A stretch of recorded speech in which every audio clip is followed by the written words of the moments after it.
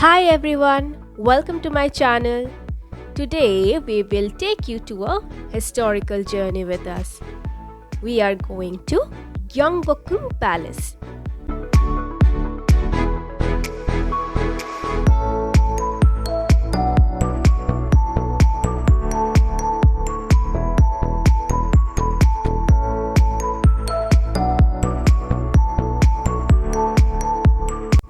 Now without any further ado, let's start with this video.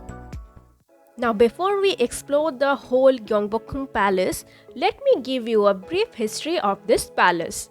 In 1395, Gyeongbokgung Palace was built at the heart of Seoul by King Sejong, the founder of Joseon Dynasty. King Sejong named this place Gyeongbokgung Palace, which means the palace greatly blessed by heaven. It was the main palace of Joseon Dynasty. In this Gyeongbokgung Palace, 15 great kings were born and died. But unfortunately, only 25% of the original buildings of this palace remains due to the destruction caused from the Imjin War against Japan in 16th century Japanese colonial period and Korean War in the 20th century. Now this is Gwanghwamun, which is the main gate of Gyeongbokgung Palace located at the south of the palace. It has 3 arched doorways.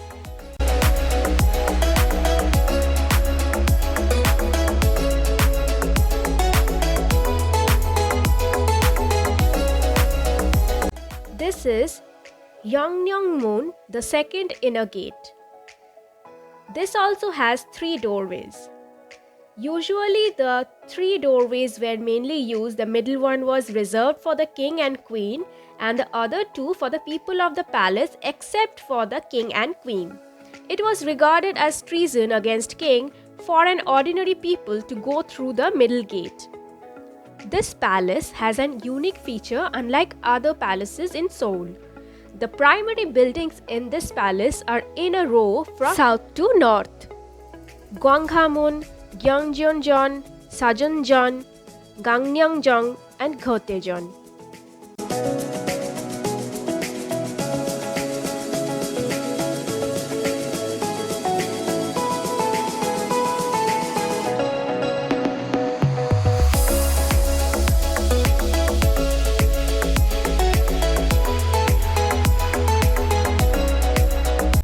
This is the Gyeonjeonmun, the third inner gate.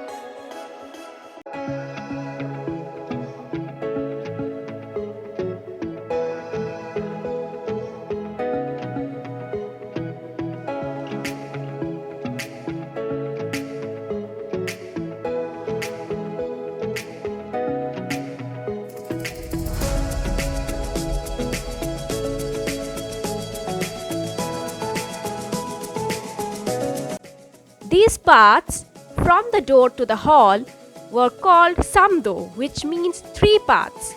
The middle path is a little higher than the side ones and was reserved only for the king. It was called yodo, meaning king's path. Gyeongjongjeon is the main imperial throne hall of Gyeongbokgung. It stands for diligent politics. This place was used for coronation ceremonies, New Year greetings to the king, royal weddings, etc. The hall is situated on 2 stone terraces, which are called wolde.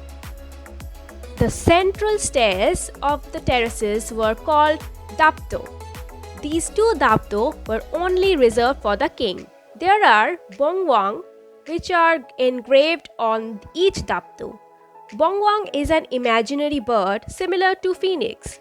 These were engraved to wish for the good politics of the king.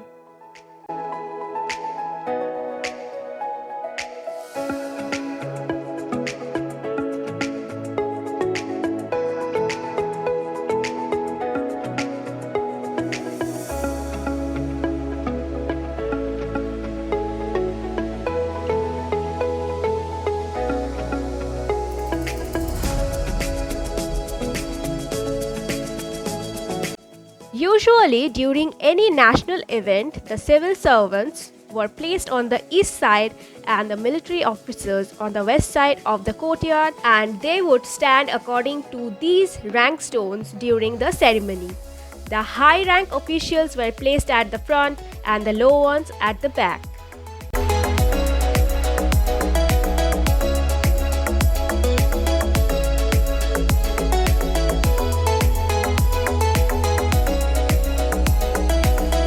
There is the wooden throne on a wooden terrace for the king.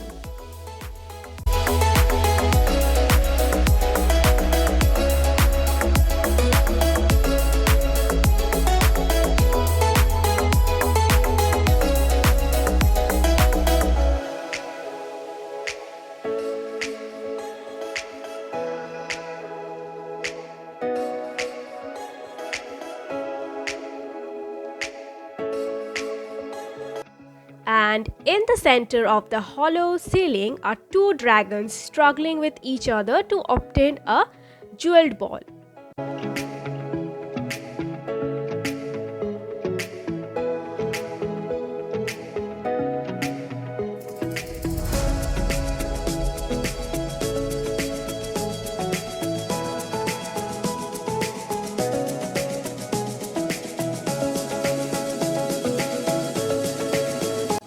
Sejong was the king's executive office. In this hall, the kings conducted official affairs, held discussions, etc.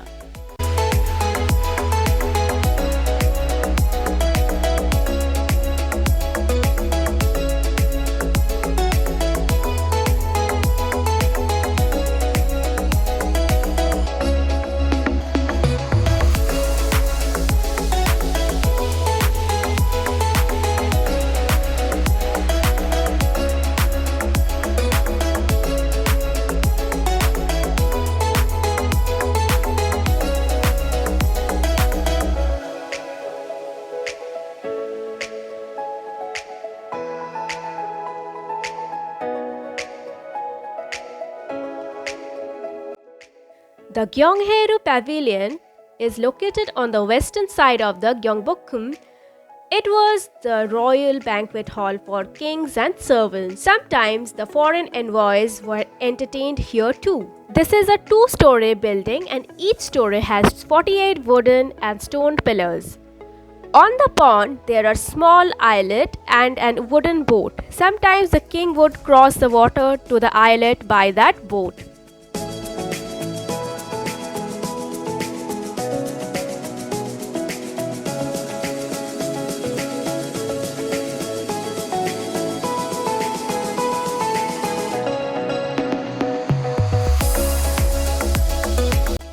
We came during a festival, so it was beautifully decorated at some places.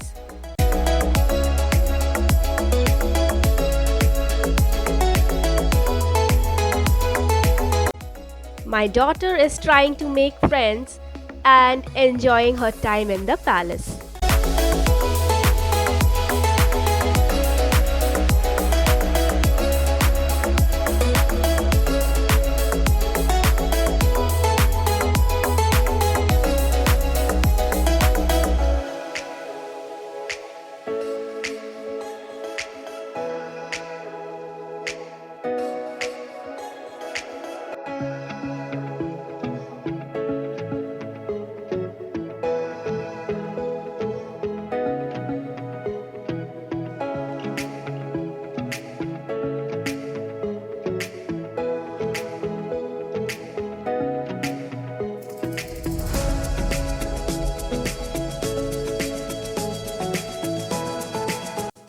This is my favorite spot of the festival. It is so beautifully decorated and so colorful and vibrant.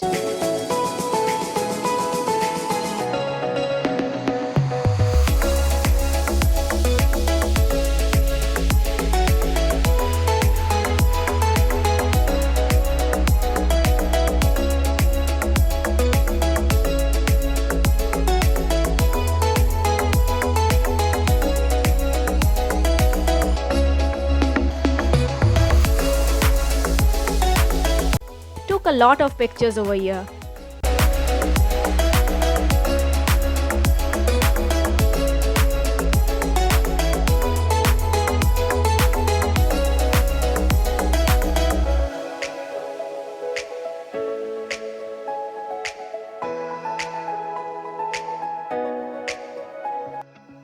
This is the backside view of Gyeongheru Pavilion.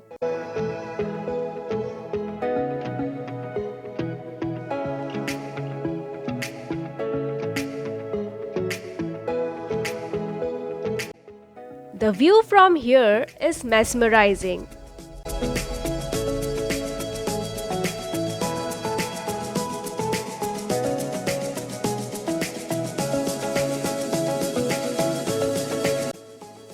This is Taewonjeon.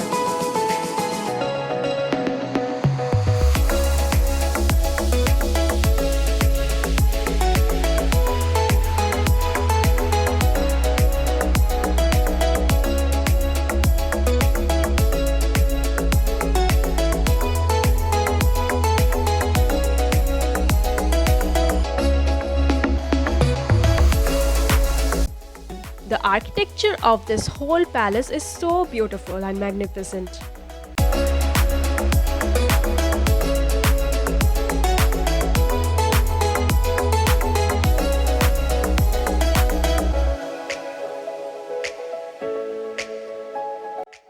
I'm feeling like a princess myself, teleporting myself into some historical Korean drama. By the way, which historical K-drama is your favorite? Comment down below and let me know. Mine is definitely Moon Lovers and Kingdom. I wore Hanbok for the first time and the experience is amazing. I'm feeling like twirling all the time.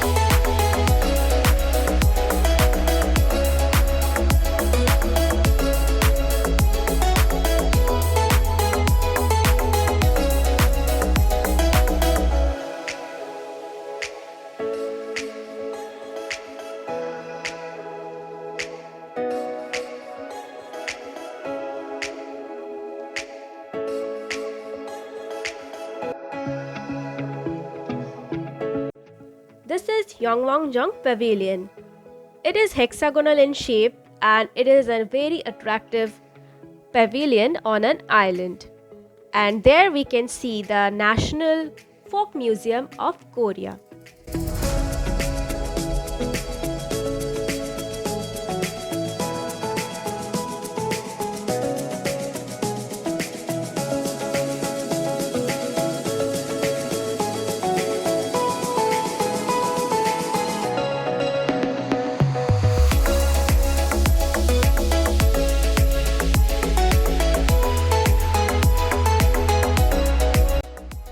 Can you spot Namsan Tower from here?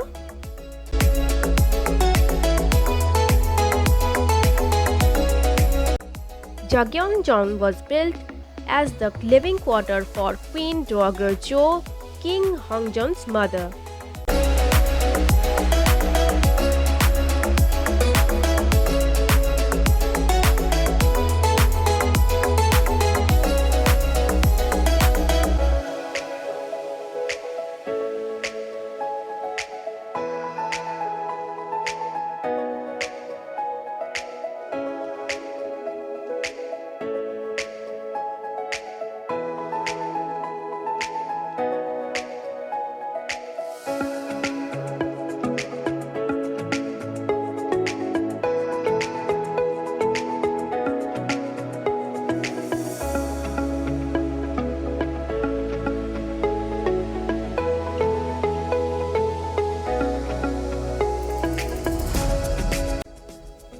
exploring the whole day, my daughter is exhausted.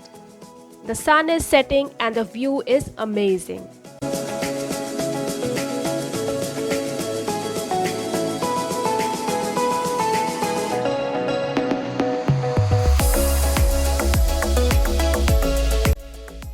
This is Sojubang, the royal kitchen.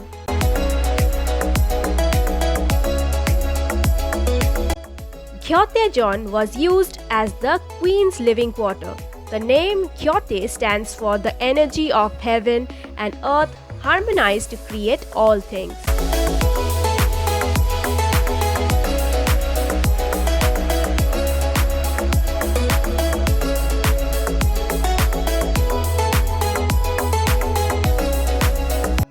The Gangneongjong was the living quarter for the king. The house is divided into two large rooms on both sides of the house, and each large room is divided into 9 partitions. The king used to sleep by randomly selecting any of the part.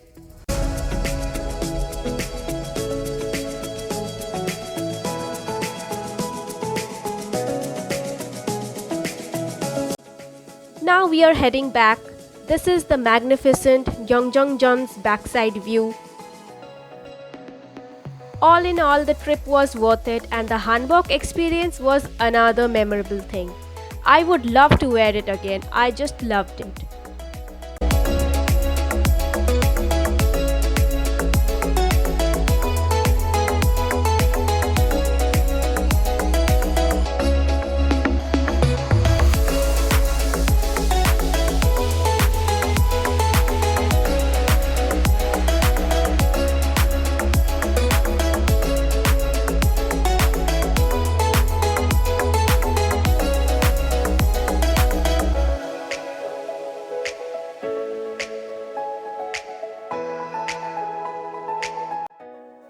This is the night view of the Gwanghwamun, and beside the gate are 2 statues of Haechi, a single-horned beast, an auspicious animal. They are said to have extraordinary judgment and foresight and can defeat fire and disaster. Legend says that in a quarrel between 2 people, Haechi punished an irrational person with its horns. The statue symbolizes law and the ruling Joseon principle of achieving an era of peace and prosperity. Lastly, we are at Gyeongheru Plaza where the statue of King Sejong is located.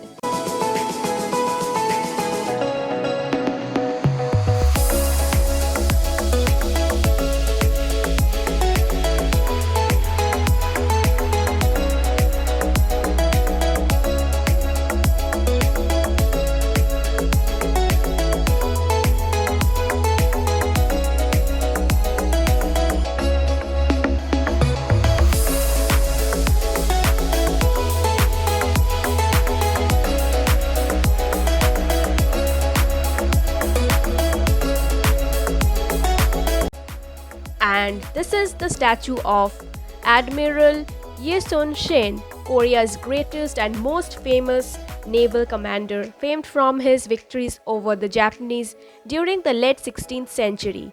We could not go near due to the ongoing construction here. So ending this vlog here, hope you enjoyed this historical journey with us. If you like this vlog, please like, share and comment, and please subscribe to my channel for more such videos. Till then, bye!